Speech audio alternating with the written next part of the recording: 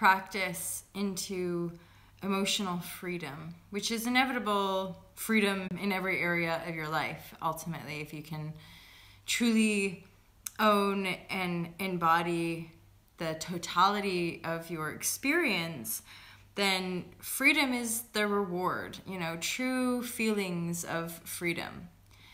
So forgiveness ultimately came through, and here's the kind of how it plays out, right? In the blame and us against them and attack culture is that we all have all of these different feelings. We're taught to deny the bad ones and to suppress the bad ones or the unconventional ones, and to only show or express a very limited part of ourselves.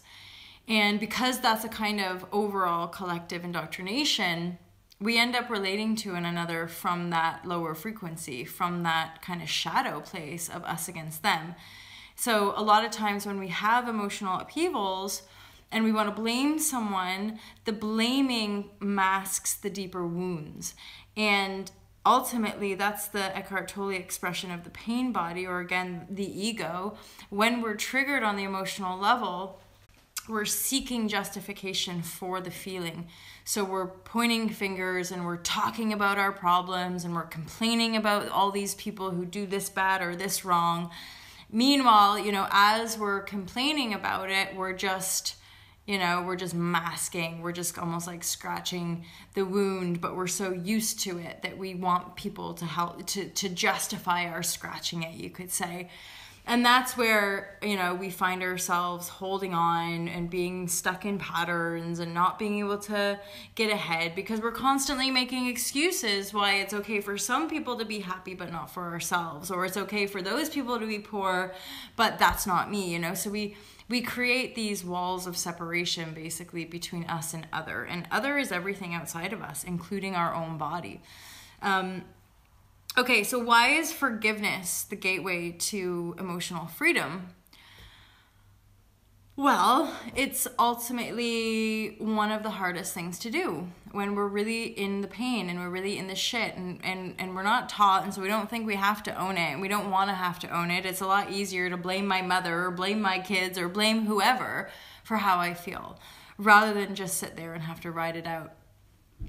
And what I found doing the forgiveness work was it's like ripping a Band-Aid off. You just kind of have to accept, okay, I'm holding a grievance or I'm feeling shit towards this person, or I still sort of feel like this person did this to me and that's why I'm in this shitty position and whatever. So we look at the fact that, okay, there's definitely a grievance. I'm definitely got,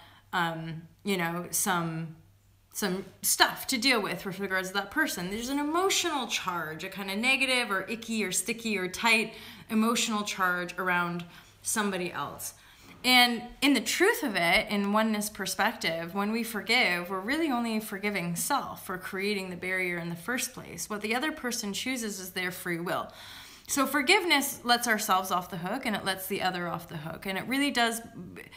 When we can remember to do the forgiveness work, it puts everybody on a level playing field. And most importantly, it puts you on a level playing field. And it means that you can access greater wells of love and compassion to amplify and build momentum with your forgiveness practice.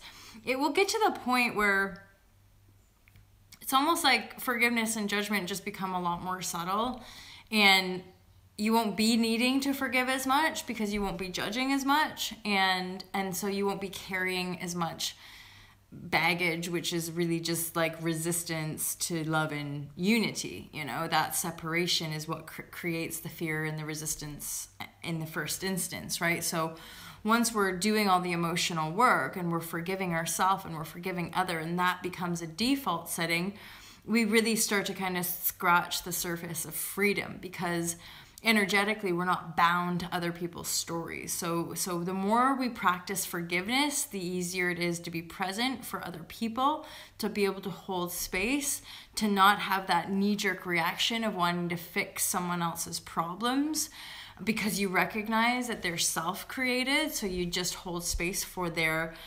to be witnessed in the telling of their story.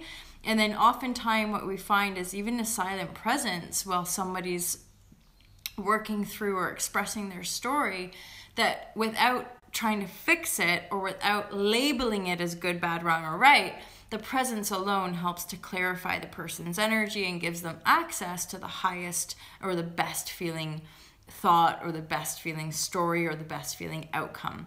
So we really are powerful, and forgiveness is like, it's sort of like the Band-Aid or the ointment or whatever. It's like the thing that helps to just ease the burden. We all need it. We all need to work on our judgments. We all need to work on forgiveness. But again, the real nugget, and I know I've done vlogs about forgiveness before, but the real nugget is self-forgiveness. The real nugget is like, if you're experiencing pain, and that's what I do. I forgive myself when I'm in the heartache or when I'm in an emotional storm. I'm sorry, and I forgive myself, and I'm thankful for feeling, and I'm, embracing all of it. So forgiveness, it paves the way to us being more clear and loving channels for one another. And the more you do it, the easier it gets, and to the point that you don't even need to do it because you're not creating separation and division and grievance anymore. I hope that was useful to you guys. Have an awesome day. I love you loads, and I'll speak to you soon. Peace out.